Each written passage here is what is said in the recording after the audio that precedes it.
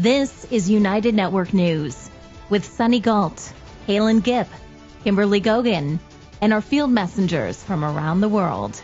Here's today's real news. It's Monday, March 16th, 2026, and here are today's stories. California is saying goodbye to some neighborhood lawns, but not everyone is happy.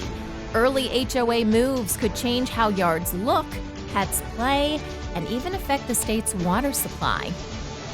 Think that 50% off deal is real? You might be falling for one of the cleverest tricks in retail. Those flashy red tags are designed to make you spend before you even realize the price was never that high. In Thailand, there's a 105-meter wooden temple built without a single nail. Its mind-blowing carvings and spiritual designs make it a masterpiece you have to see to believe. That bag of kibble seems simple, but the pet food world is far more complicated than you think. With vague labels and frequent recalls, are you feeding your pet real nutrition or just what the market is selling? Your gut isn't just about digestion. It's a bustling, invisible city that controls immunity, metabolism, and even mood. When it's out of balance, your whole body feels it, and fast. Want a dessert that wows within hours in the kitchen? This Swedish chocolate cake is gooey, crispy, and comes together in one bowl. Perfect for impressing friends or treating yourself.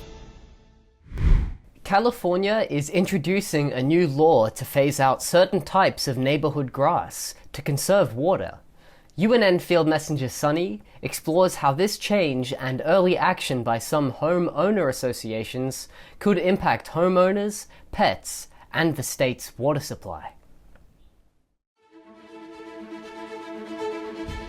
Hi, I'm Sunny from San Diego, California, Field Messenger for United Network News. Today we're discussing an issue that's impacting people in my neighborhood and around the state. Our Homeowners Association recently rolled out plans to remove huge areas of grass from our yards. This is based on California AB 1572, a new law that bans using drinking water on grass considered decorative, as long as it isn't used for play or recreation. For neighborhoods with homeowners associations, that includes any grass in the front of our homes and the strip of grass between the sidewalk and street. The goal of this new law is to conserve water. Most of California's water comes from a huge system of reservoirs and aqueducts. Southern California relies heavily on imported water from the Sacramento-San Joaquin Delta and the Colorado River, sources that are already stretched thin. Communities like mine are now under pressure to protect these supplies for drinking, farming, and essential uses. So reducing irrigation on lawns that aren't viewed as functional is seen as an easy win. But here's the catch. The law doesn't technically kick in for homeowners associations until 2029. That means there's plenty of time to plan thoughtfully, involve the community, and make changes safely. The problem is, with rebates and incentives currently being offered at the city, county, and state level, many HOAs feel pressure to move quickly. These programs cover major landscaping upgrades the state isn't paying for, which would otherwise come out of the homeowners' pockets. This is pushing some boards to act before residents have had a real say or safety concerns have been addressed. Homeowners in my community received this letter in mid-January. It explains the law, the rebates, and includes visuals of what lawns could look like when real grass is replaced with rocks, wood chips, and plants that require less water. But after speaking with a landscape architect who preferred to not be on camera, I learned there are some big problems with these plans, including the types of plants chosen and the decision to switch to a drip irrigation system. If these adjustments aren't carefully planned, they could cost homeowners a lot of money in the next 3 to 5 years when the new landscaping starts to mature. Anyone with questions or concerns about these proposed changes were encouraged to attend a town hall meeting, and information was also posted on our community mailboxes. Still, many neighbors I spoke with feel blindsided by these changes, and they don't believe the HOA board is listening to them. The grass many of our kids and pets play on is being stripped away. Today, on my morning walk, I saw a few of these signs posted, indicating chemicals have been sprayed to kill the grass before it's removed. This is concerning. When chemicals are applied across shared areas, they don't just stay put. They can drift, soak into the soil, or wash into storm drains. It's not just about grass dying, it's about what that means for people and pets, pollinators, and the small ecosystems that exist right outside our front doors. It's easy in moments like these to start blaming the HOA. And yes, in my own community, this could have been handled better. But the bigger issue goes beyond neighborhood boards. It's about California's water infrastructure. This is the most populated state in the country, yet we're still relying on a system built decades ago. There are solutions: expanding storage, upgrading aging systems, recycling wastewater, even converting salt water into drinking water through desalination. None are simple. Neither is reshaping entire neighborhoods. In San Diego, this is Sunny, field messenger for United Network News. Fake discounts are everywhere, like shiny bait designed to hook you. Whether it's some limited time 50% off deal or a once-in-a-lifetime sale, it's tough not to feel like you've scored big until you figure out the price was never actually that high in the first place. Turns out those bright red tags aren't really about giving you a deal. They're just clever marketing. Here's how fake discounting works. A retailer inflates a product's regular price to make the sale price look way better than it actually is. A common move is to quietly raise the price right before a big sale, then slash it back down and advertise a massive markdown. This tactic, called false reference pricing, has been around forever, but it's absolutely everywhere now thanks to e-commerce. You see it a lot in fashion, electronics, home improvement, beauty products, and on big online marketplaces. The whole thing works because of something called psychological anchoring. You see that higher was price, and your brain latches onto it, making the lower price feel like a huge win. Studies on consumer behavior show big percentage off labels seriously boost purchase intent. And surveys suggest more than 60% of shoppers feel pressured by limited time deals, even when they're not sure the value is real. The tactics behind fake discounting are surprisingly simple, but they work. Only 2 hours left. Sale ends today. You've seen those timers, ticking down with flashing red numbers. But here's the trick. The timer often resets for every new visitor. The urgency isn't real. It's designed to trigger FOMO, the fear of missing out. Your brain shifts from logic to panic. Whenever you see a ticking clock online, wait a day. If the deal still exists, you just caught a fake rush. Buy one, get one free. 3 for the price of 2. Sounds generous, but here's what's happening. The real price of each item is quietly raised before the offer begins. You feel rewarded, but you're just paying what you would have anyway, just more of it. It's like getting bonus sugar in your coffee. You never asked for it, but you pay for it. So next time you see a bundle, check if you even need the extras. Online stores love this one. They show you a product at a low price in search results. You click, and suddenly the color or size you want costs more. Technically, it's still on sale, just not the one you wanted. It's called price steering, and it's legal. To catch it, open the product in incognito or compare colors. You'll see how flexible that discount really is. Some stores are always on sale. Black Friday extended, summer sale all year. When everything is discounted, nothing really is. These are permanent promotions, built to make you believe you're saving by default. But real discounts end. If it's on sale every time you visit, it's just the normal price wearing a disguise. Legally, fake discounts can cross into deceptive advertising territory when they misrepresent what a product's former price actually was. In the U.S., a lot of lawsuits get filed in California under the False Advertising Law and Consumer Legal Remedies Act, with more cases popping up in Washington and New York.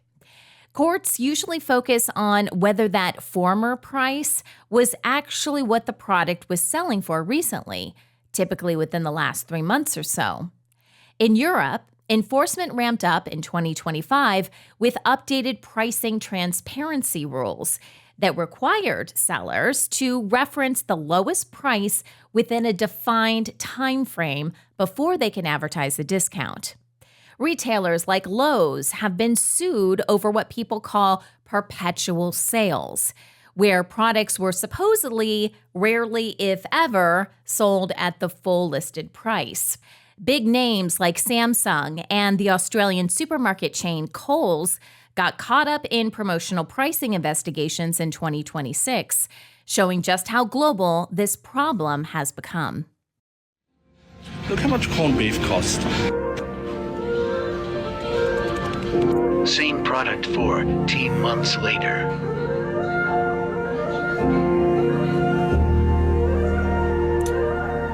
So the main reason why I did that video around corned beef and that increase in an already expensive price tag for a staple item was to illustrate and showcase how far supermarkets are willing to go to try and, in my opinion, rip off Australians, rip off consumers. The consumer watchdog claims Coles jacked up prices on hundreds of its products. The court case is focusing on 12. Take a box of Strepsils, for example.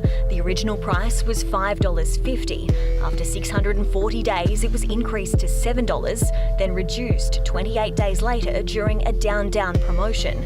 The discounted price was $6, which is still 9% higher than the original. Many consumers thought they were getting a bargain when they were being ripped off. That's the allegation. Coles is defending the claims, arguing the price rises were justified due to inflation hammering suppliers and a surge in global commodity prices. At the time of the alleged deception, inflation was at a 30-year high. Either way, it's a test case which puts all businesses on notice. This case will set the rules for genuine discounts as opposed to fake discounts. How long a price must be up at a level before it's valid to claim there's a discount offered? Fake discounts do more than just cost you a few extra bucks. They manipulate consumers into buying things they don't actually need by creating this fake sense of urgency. In time, it destroys people's trust in retailers and makes them skeptical of everything, even when a sale is actually legit. Money-wise, people wind up spending more than they should because they're chasing fake savings instead of bothering to check what the real market prices actually are. Research looking at major shopping events has found a lot of the advertised deals either match or barely beat what the product was already selling for, meaning the savings are often pretty much non-existent. If you want to avoid getting fooled, experts say you should track prices for at least 90 days to make sure the discount is real. Comparing prices across different stores, ignoring those countdown timers and limited time offer pressure tactics, and actually verifying who you're buying from, especially on social media, can seriously reduce your chances of falling for a fake deal. The Sanctuary of Truth temple in Pattaya, Thailand, is a breathtaking 105-meter wooden masterpiece built in 1981 without a single nail. UNN Field Messenger Rick explores its stunning carvings and celebration of Eastern philosophy and spirituality.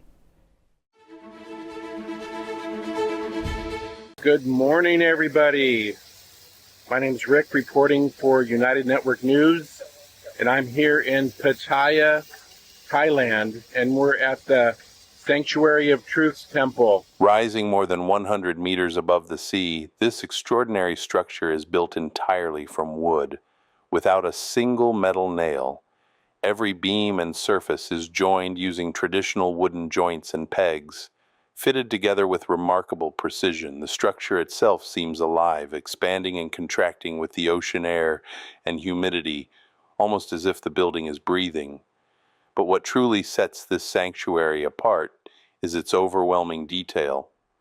Every column, ceiling, and wall is covered with intricate carvings, mythological beings, celestial figures, animals, philosophers, and sacred symbols drawn from Buddhist, Taoist, Chinese, and Hindu traditions.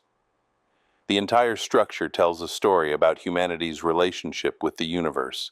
Each hall represents a different dimension of life and consciousness. The North Hall explores morality and spiritual liberation, reflecting humanity's search for inner freedom. The South Hall focuses on cosmic forces and astrology, revealing the connection between human life and the movement of the universe.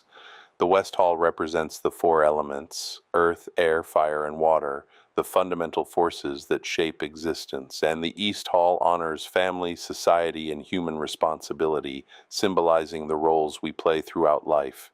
Together, these spaces form a symbolic journey through human existence, from birth and family to society to the cosmos, and ultimately towards spiritual understanding. Construction of this sanctuary began in 1981 under the vision of Thai businessman and philosopher Lek Viryafant, who wanted to preserve traditional craftsmanship and express timeless spiritual wisdom through architecture. Even today, the building remains unfinished. Skilled artisans continue carving new details by hand using traditional methods, meaning the sanctuary is constantly evolving, a living work of art that grows with time. The philosophy behind the structure teaches that modern civilization, while technologically advanced, must remain grounded in spiritual truth, ethical living, and harmony with nature. The carvings themselves are said to contain lessons about life, death, morality, and humanity's place in the universe. As visitors walk through the sanctuary, many describe feeling a powerful sense of peace or spiritual energy. The atmosphere invites reflection, reminding us that truth is not something we simply learn, but something we experience. Standing here, surrounded by such scale, precision, and devotion, the sanctuary feels like more than architecture. It is a meditation carved in wood, a map of human consciousness, and a testament to the wisdom, artistry, and spiritual vision that humanity is capable of creating. This is not simply a building, it is a reminder of our search for meaning, our connection to the cosmos, and the timeless pursuit of truth. I hope you enjoyed this report. Rick Perkins reporting for United Network News from Pattaya, Thailand. Have you ever started a weight loss program only to quit because you feel it isn't working? Well, it's not you, and you are not alone. There are two main causes behind your inability to lose weight over 30. 1. Insulin resistance. And 2. Your gut biome. If these two are out of balance, weight loss stalls. But what if we told you there is a natural supplement that can help? This natural compound has been fighting metabolic decline, insulin resistance, and age-related weight gain for centuries, but it has been kept a secret in favor of big profits. Natural practitioners called it the golden healer. Science calls it nature's metformin. We call it Berberine Plus. Our Berberine Plus not only contains this ancient natural compound, we also added highly absorbable forms of grapeseed extract, folate, R-alpha-lipoic acid, and more for optimal metabolic support. Over time, research shows, unlike other unnatural solutions, Berberine Plus can help repair metabolic issues, not just cover up the problem. New Earth's unique formulation supports lower fasting glucose levels and post-meal blood sugar spikes, helps improve insulin sensitivity and resistance, supports lower cholesterol levels, reduces inflammation caused by an unhealthy gut biome, improves metabolism while targeting visceral belly fat, the dangerous fat that accumulates around your organs. Order now and start your journey toward a healthy weight in 2026 with New Earth's Berberine Plus. Naturally, your body will thank you. Hello, I'm Susan from Sweden. Mwanda Michael from Eastern Uganda, Africa.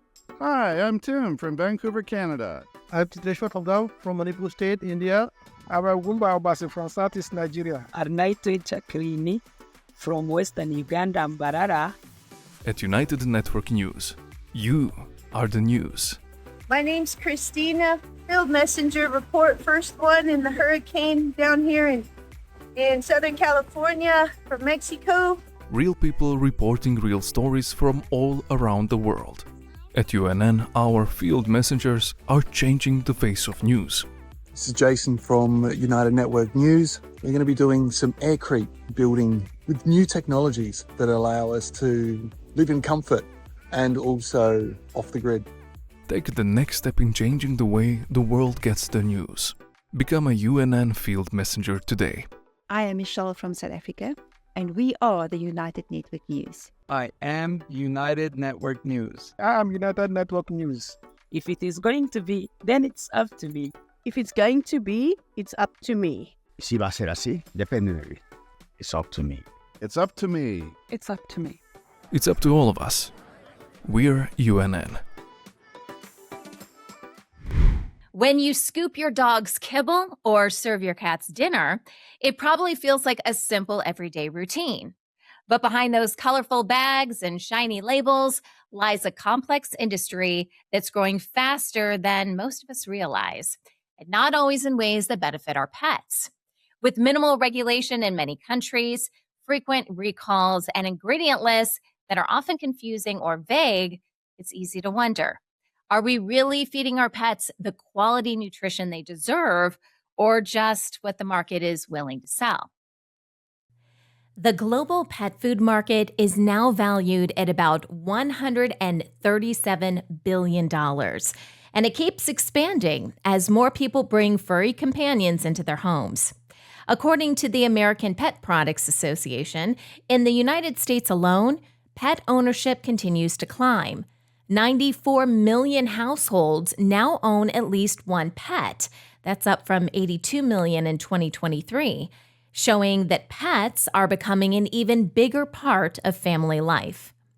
That's not just a small blip in the data. It's a major shift in how many of us are living with animals. More pets naturally means more spending on food, treats, and care, which fuels a booming industry. And when an industry reaches this size, with bigger marketing budgets and profit pressures, it's easy for transparency and quality to take a back seat to the bottom line. A brand new study has just come out. Commercial dog food contains alarming levels of lead, mercury, and other serious contaminants. The dry pet food, it contains 3 to 13 times more contaminants than any of the human foods that are tested, right? 3 to 13 times more. Compared to human food, compared to people, our dogs are consuming 3 to 7 times more amount of heavy metals each day, like up to 7 times more. And they wonder why our dogs are sick so often. So, what's really going on here? Pet food regulation in the U.S. is surprisingly thin, with some standards still rooted in rules from 2006 and oversight split across federal agencies, states, and industry groups, which leaves holes in the safety net. Recalls for contamination, mislabeling, and nutrient imbalances keep showing up, and commercial pressure from a booming market pushes manufacturers to cut costs. That can show up quietly in ingredient lists as vague as byproducts or synthetic additives. And to make matters more concerning, proposed legislation like the Pet Food Uniform Regulatory Reform Act of 2025, also known as the PUR Act, would shift authority solely to the Food and Drug Administration while removing state-level oversight that currently helps check misleading labels and verify ingredient claims, potentially reducing the transparency pet owners rely on to understand what's really in the bowl. If you have your pet on a commercial diet, you've probably been lied to. I want you to envision a pet food store and think about how many different brands there are to choose from. Every single brand of food that you see is vying for your attention. They are competing with every other brand to make the sale. So there are a lot of marketing tactics they're gonna utilize to make you think that their food is healthier than the one next to it. First up is the term no fillers. A filler is something that by definition provides no nutritional value or is simply a source of fiber. So I really find it hilarious when pet food companies use this terminology because virtually every single pet food on the market contains a fiber source and therefore, by definition, contains a filler. The second term to watch out for is holistic. This sounds fancy and healthy, but there's no regulation on this term, nor is there even a legal definition. The next term to watch out for is premium. Just like holistic, there is no legal definition, there is zero regulation on this term. Any pet food company can put this on their bag simply as a way to charge you more for the food. They don't have to meet any standards to call the food premium. It really just means they have a nice package and a high price. All right, moving on to limited ingredient. This type of terminology might make you feel that the food is safe for pets with food sensitivities. The problem is that most over-the-counter pet foods are contaminated with ingredients that are not listed on the label. Moving on to natural. This is probably one of the most overused terms in the pet food industry, and all it really means is that the ingredients in the food were not made synthetically. But that doesn't automatically mean the food is nutritious. Arsenic is natural, so is sawdust. So even if a food says it's natural, it shows absolutely nothing about the quality of the food. When it comes to pet food, how it's made can matter as much as what's in it. Dry kibble is convenient and shelf-stable, but its high heat processing can reduce some nutrients and make it higher in carbs. Wet or canned food has a lot of moisture, often 70 to 80%, which helps with hydration and can support urinary and kidney health, especially for cats. Freeze-dried food keeps more nutrients intact because it's gently processed, making it nutrient-dense and highly digestible, though it can be pricey and sometimes needs rehydration. Growing concerns over quality and transparency are also driving more pet owners to prepare food at home, giving them greater control over their pet's health. It took me 3 years to learn how to make balanced dog food at home, but I'll teach you in 60 seconds. First, we need supplies. You'll need a slow cooker, a scale and a bowl to weigh ingredients, and a knife and cutting board. Next up, ingredients. Here's a full list so you can screenshot everything, and all of these can be found at Walmart. And lastly, it's time to cook. The rice and the barley get cooked on the side, while the rest of the ingredients, including the meat, veggies, and supplements, get added to a slow cooker. The slow cooker gets set on low for 3 hours, and once everything is done, we combine all of the ingredients, split them up into 7 equal portions, and feed 1 portion each day.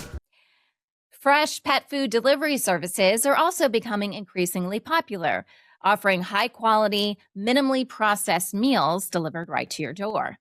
They can be a great option for pets with special dietary needs, though the cost can be higher than traditional options. Ultimately, every pet is different with unique health requirements and preferences. The best approach is to stay informed, pay attention to quality, and work with your veterinarian to find the diet that keeps your pet healthy, happy, and thriving. Your gut biome, also called the gut microbiome, is basically a massive, bustling world of tiny microorganisms living inside your digestive system. Think of it less like bacteria in your belly and more like a living ecosystem that plays a huge role in everything from your digestion and immunity to your metabolism and even your mood. When this internal metropolis is happy and balanced, your body runs smoothly. But when things get thrown off, you'll definitely start to feel it. Scientists say the gut biome includes trillions of bacteria, fungi, viruses, and other tiny organisms that all coexist with us, living mostly in the large intestine. This incredibly dynamic system reacts quickly to what you eat, how stressed you are, and what's happening in our environment. A lot of scientists call the microbiome a hidden organ because its metabolic activity is so crucial to staying alive.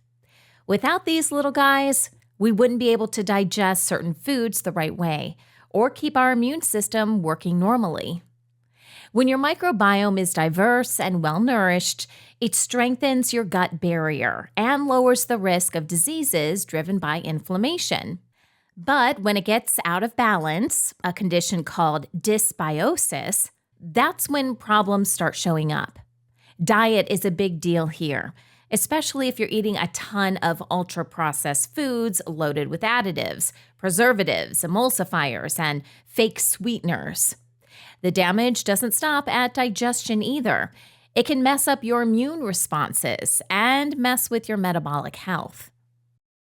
This defense system, our microbiome, I call them the gut buddies, have to have certain foods to eat to not only foster themselves, but like we mentioned before, feed us and feed us and the wall of our gut and our brain, our heart, all these really important compounds. And in the last 50 years, we've completely voided most of the food we eat of these compounds. So it's not so much that the foods are processed or ultra processed, but in the process of processing, we've taken away all the stuff that used to be there with every bite.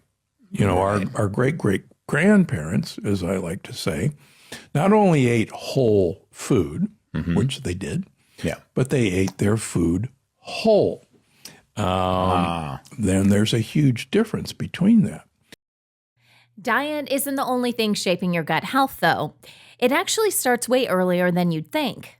Researchers from around the world looked at gut bacteria in infants from nearly 50 countries.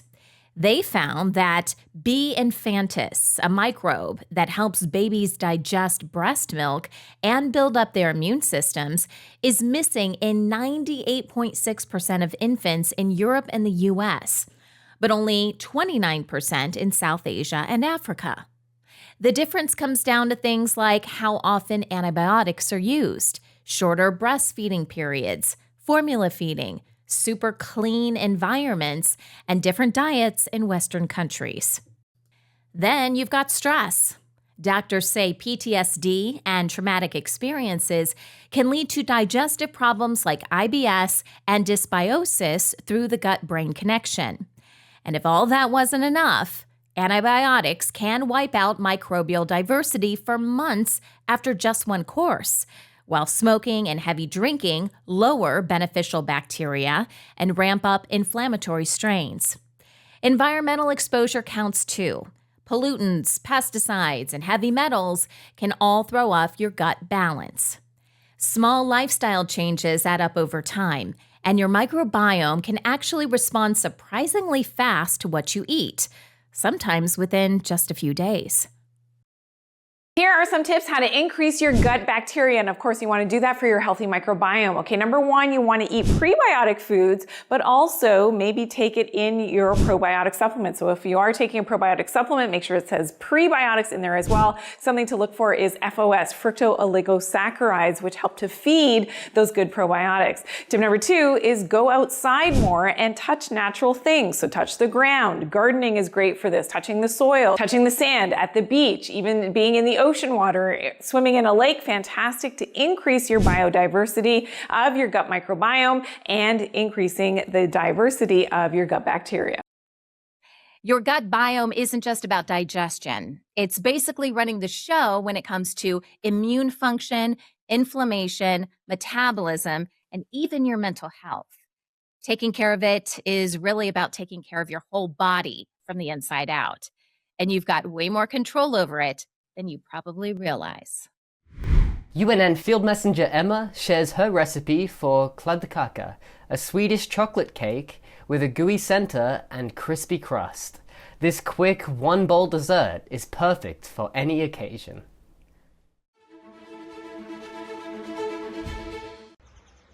Hi, this is Field Messenger Emma, reporting for UNN from my kitchen in Fuerteventura, Spain.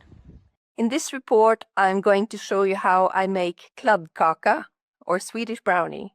It's also called chocolate mud cake. Kladdkaka is a very popular Swedish chocolate cake, known for its dense, gooey, and fudgy interior, with a thin, crispy brownie-like crust. This is the kind of cake you can mix together in a short time if you have visitors or want to surprise someone with a treat. In Sweden, there is an official Kladdkaka Day. It's November 7th, and it's the day the Swedish people bake this cake. Today I'm making Swedish brownie. The ingredients are half a cup of melted butter, 1/3 cup of chocolate, 3 eggs, 1 1/4 cup of sugar, half a teaspoon of vanilla, half a cup of cacao, half a cup of flour, any flour, 1/4 teaspoon of bicarbonate, and a pinch of salt. So here I have melted some butter, and I'm going to put half a plate of chocolate, dark chocolate, 70%, and I'm going to melt it in there. In the meantime, I have cacao, sugar, bicarbonate, 3 eggs, and some oatmeal flour. You mix everything together. Start with the eggs, and then I have to cool off the melted chocolate and butter because it got too hot. So I'll add that later. And then I add the sugar.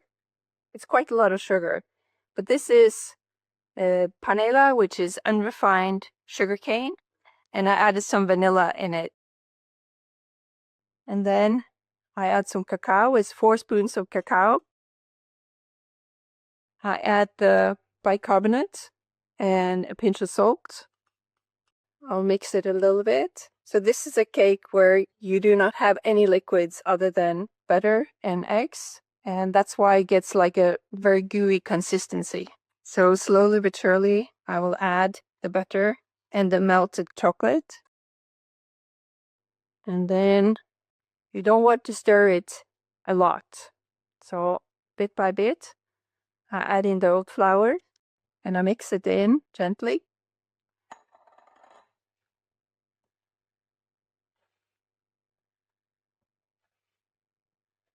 Just make sure there's no lumps in here.